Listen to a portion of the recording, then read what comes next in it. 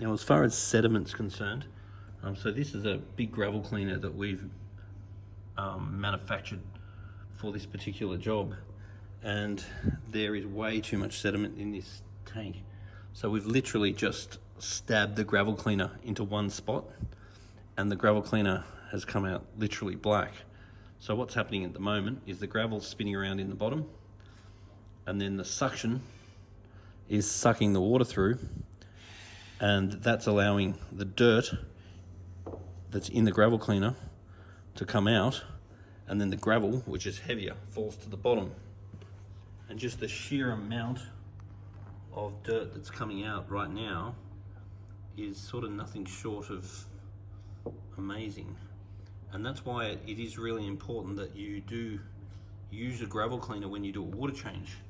Because if you do a water change and you just take the good water off the top, you're not pulling all this dirt out of the tank.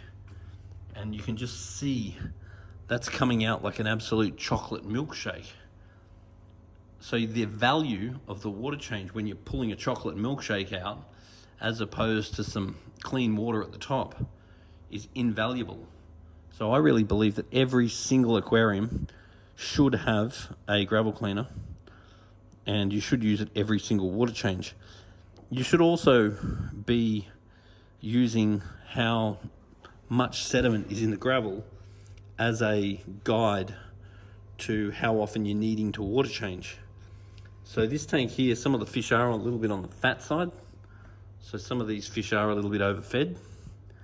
And so that would create some extra waste. There's also so many fish in this tank that that's going to create extra waste. But over time, it's inevitable, particularly through the back of a reef like that, all the sediment's going to build up and build up and build up and build up. And then that is absolutely going to deteriorate your water quality. And the other issue is that a lot of the issues that water changes reduce, they're not necessarily getting picked up in your tests. So you can go and do a set of tests, and your tests might come out actually okay.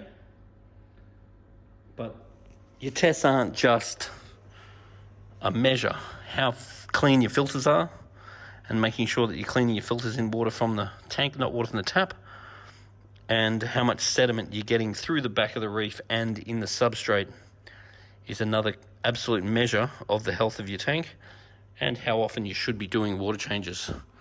So in this case, we need to be changing it a lot more, and we need to be minimizing the food, potentially even minimizing the fish, and really getting into the back of that reef, because at the moment we're pulling out way too much sediment at the moment.